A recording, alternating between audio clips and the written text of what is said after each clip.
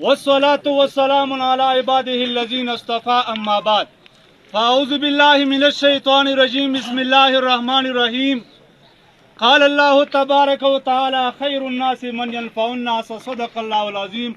اټول محبت سره درود شریف یو. اللهم صل علی محمد وعلى ال محمد كما صليت على ابراهيم.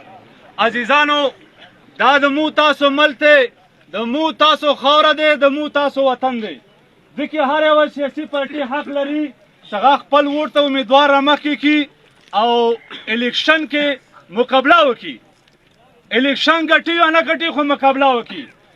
مو دا خبره کوم چې حکومت د مو خپل دی، فوج د مو خپل دی، ادارې د مو خپل دي، علما د مو خپل دي، خو لیکن نن به زه تاسو ته هغه لاس خبرې که یو سړی دا وي سوره زه په بدمشي باندې سیټ ګټم یا په خاندان باندې ګټم. په بدمشي د خاندانو وختونه لوړو کله لړو په بدمشي سیټ ګټی شي عوام دومره نصبه خل وخه نه خوري، خل ته مړي خوري. مړي که د چا غریبانه وي خو هغه مړي خوري. اول خبره دا دی قرآن کې الله فرمایي خیر الناس من ينفع الناس. الله اعلان فرمایلی چې بهترین سړی هغه دی چې خلکو ته خیر ورسوي. اټول اول خبره د عمران خان دور حکومت پیله خبره دا دی چې امن وکړي.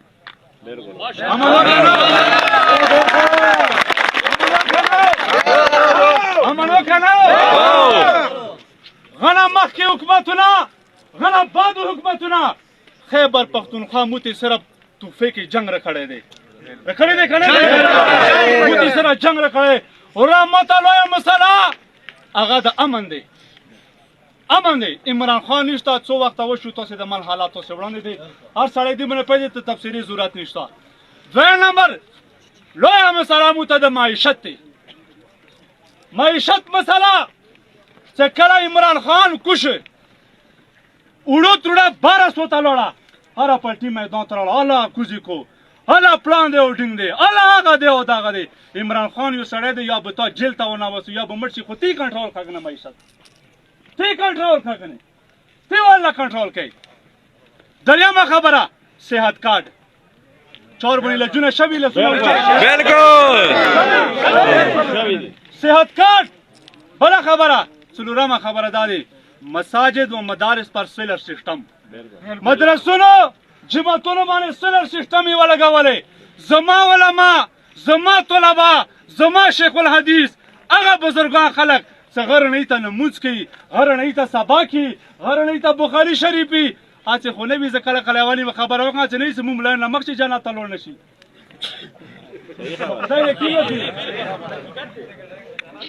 بله خبره غطب خال بخاري شریفي. او بله شپږمه خبره دا دی د مسجدونو چې څومره خطیبان وغو ته ټولو ته تنخواهوالې مقرر کړي. او بله خبره دریمه خبره دا دی یو شوکت خانم په لاهور کې، یو په کراچي کې، یو په پیښور کې. زه خپله د لاهور شوکت خانم هسپتال ته لاړ یم هغه د لیفټاپ والا بټن وویل دې زه ته یې راوستم مول دا زلزله دی سړی ورته ډاکټر نه مول دا ولې راوستم ولې دا د چا پروګرام و چای وڅښه. په الله یقین وکړئ هغه ته چې کوم د دنیا بیماران راخلاصي په خدای چې کوم د انسانیت خدمت چې کېږي غوږونو ته پته وګورئ. ته د پاکستان په تاریخ کې یو وزیر اعظم داسې کړي چاته ورسره ویه. او بل اتمه خبره دا دی چې د مسجدونو بیلونه معاف وو. که څومره مسجدونو دغه بیلونه معاف وو یو جماعت باندې بیل نه دی خسته یو ماته پاته یو جماعت نه بیل نه. انمه خبره مسافرخانه کولا کړی پیښور کې خپل وا، لاهور کې خپل وا، کراچي کې خپل وا، په هر ځای کې خپل وا، کوټ کې خپل مسافرخانه وي.